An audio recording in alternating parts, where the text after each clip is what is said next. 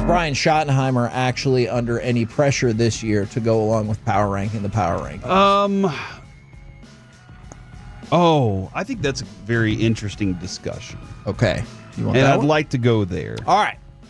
So there's a couple of different reasons that this has come up, but one of them is in the ESPN power rankings, it says who is under the most pressure. And so it gives the power rankings, and we can get into that in just a minute. But then for the Cowboys, who's under the most pressure? Brian Schottenheimer.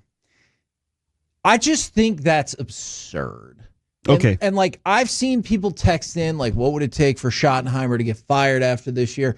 I cannot conceive of an on-the-field way that Brian Schottenheimer gets fired this year. Like, if there's some weird scandal that just, like, goes beyond whatever the Cowboys line might be, then maybe. But they go 4-13. I don't think that he will get fired. 1-16. I mean, that just means you're on your way to Super Bowls, what the documentary told me. Although that was an extra game. But I don't think so, because then you'd get Arch Manning, and he is like, that's what I'm trying to do, and all that stuff. Maybe I'm in the minority in here, and maybe I'm just mistaken. I don't view Brian Schottenheimer being under a particular amount of pressure to succeed on the field. I'm sure internally he's under a lot of pressure because this is his first shot. He said in the press conference when we were in Oxnard, he thinks it took too long for him to get his shot. So there you go. I unfortunately think you're wrong. And it is all internal. Like that's where all the pressure is.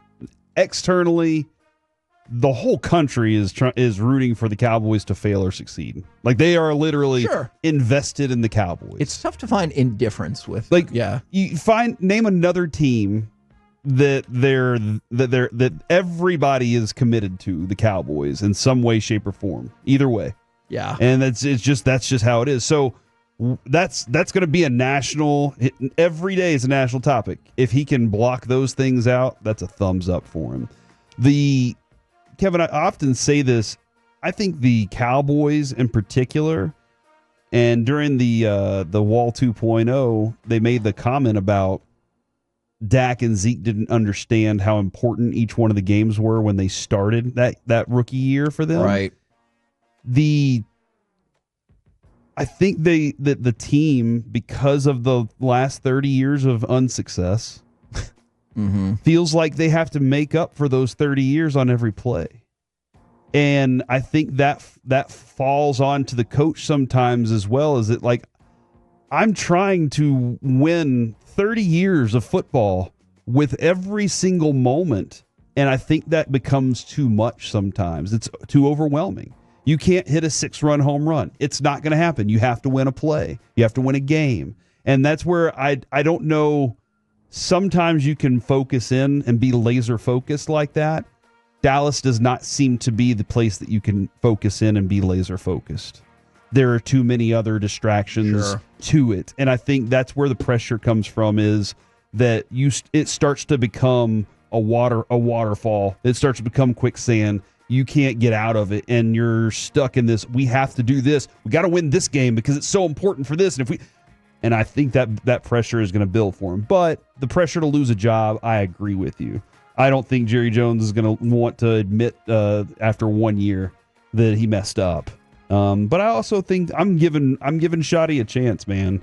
I'm going to give him that chance to prove to us. Yeah, look, absolutely. And I think as Cowboys fans, I would hope we're all rooting for him to be successful. Yeah. But I go back to the winning or the losing. I just think that it's been established that Cowboys head coaches, sometimes I wonder if Jerry builds in a little extra time for them because he knows that they have to deal with unusual circumstances. And that's why maybe they're not so quick to pull the trigger on firing some of these coaches. Yeah, that's interesting because you say unusual circumstance.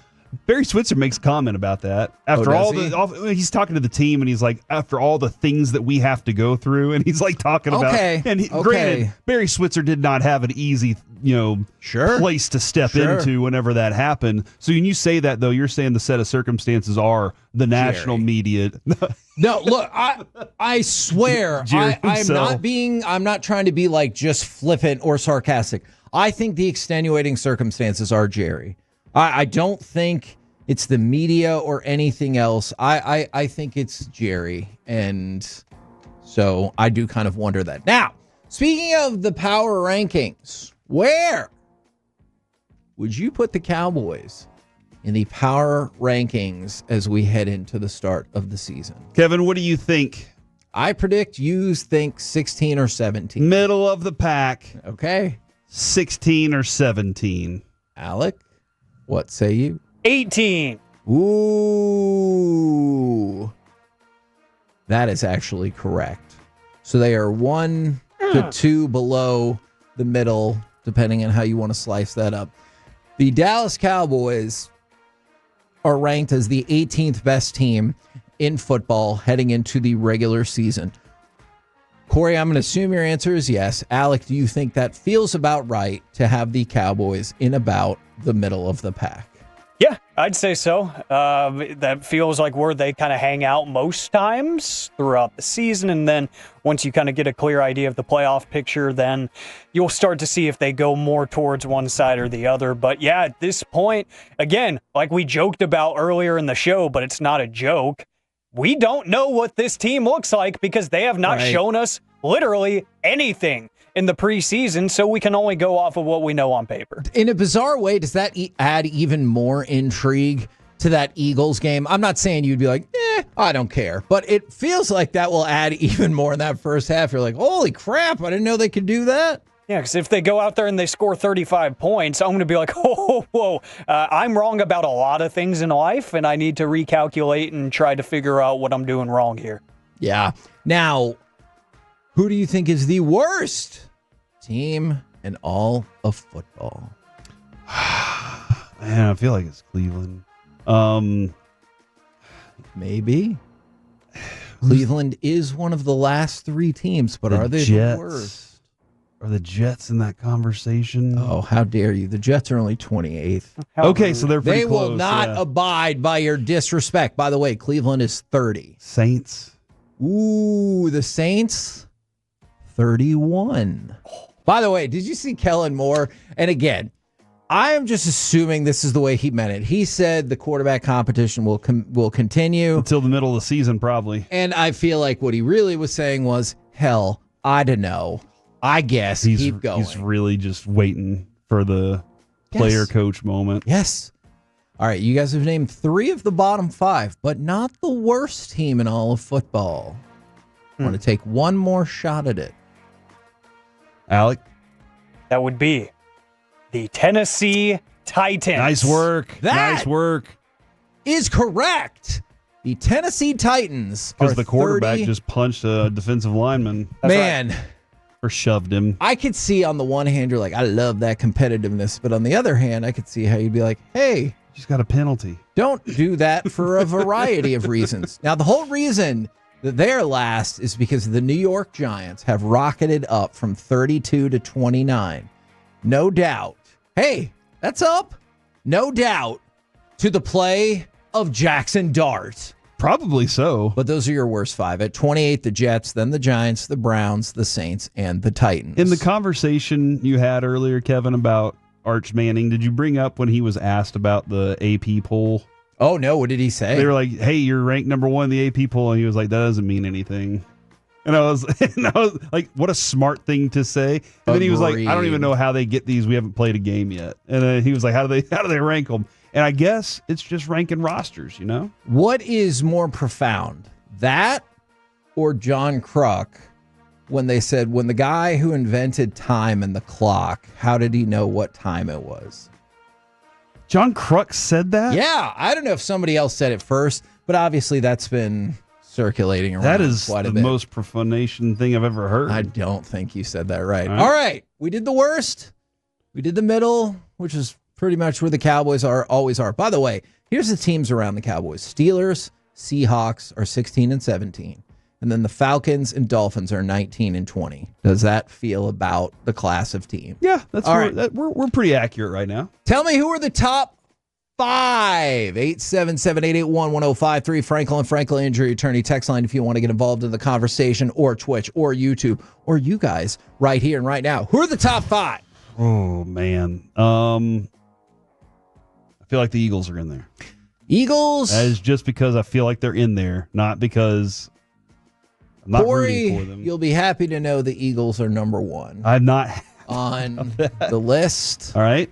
The Chiefs. Chiefs are second. Okay, because those were the last two That Super makes Bowl a whole teams, lot yeah. of sense. I feel like the Lions. Ooh, the Detroit Lions are number 5. Good job. You're Okay. still alive. And then probably Buffalo and Baltimore. Who would you put first? Buffalo. Okay, good call. So it goes Philly 1, Kansas City 2, Buffalo 3, Baltimore 4, Detroit 5, and then just out of curiosity, or just to throw it out there, not out of curiosity, the Washington Commanders are 6. Yeah. And then you would ask... They're a hot team, man. Yeah, absolutely. You would ask about this player earlier. Number 7 is the Green Bay Packers. Yo. And I was going to have this as an NFL overreaction or reality. I can just ask you guys right now. Do you think that Jordan Love will be a real candidate in the MVP race? Like, no, I know inherently he'll get at least some attention because he's a quarterback. But I'm saying when we get down the stretch, could you see Jordan Love as a viable MVP candidate? If he stays healthy, obviously, I do. Because that offense is built to score. And he can tally up a lot of touchdowns. He can throw some interceptions too. But he can tally up a lot of touchdowns. And so I think that'll stand out. But again, health for him is going to be the entire key. Because, I mean, their receiving group is, Christian Watson's in the mix, and then there's a bunch of, Jaden Reed's really good, but I don't think that you had one receiver that you were like, oh, there's the connection with Devontae Adams. It wasn't like that. So he spreads it around a lot, and he moves that offense. I think he can be. But health's going to be a key factor for him. Alec, going down the stretch, do you see Jordan Love as a real MVP candidate? I do. I honestly do. And I know we had the conversation a little bit last year at the beginning of the season. Like, he's got super long odds, but he's good enough to where putting $10 on it, would be a lot of fun. But I think he is good enough to where it's not a stupid bet, and even not in a betting sense. I do think he just looks so composed.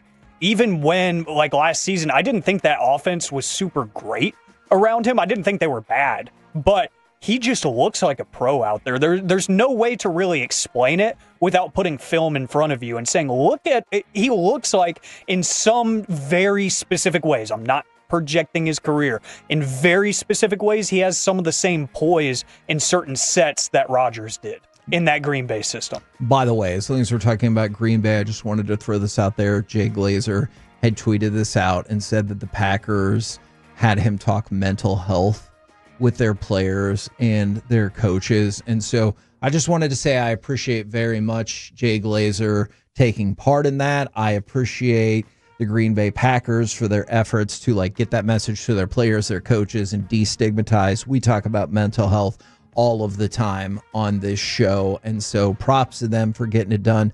And always a great reminder, NamiNorthTexas.org, if you're looking for an organization of professionals, and they have so many free programs. So if you're struggling for any reason, wanted to throw that out there. Yes, absolutely. Good job, Packers.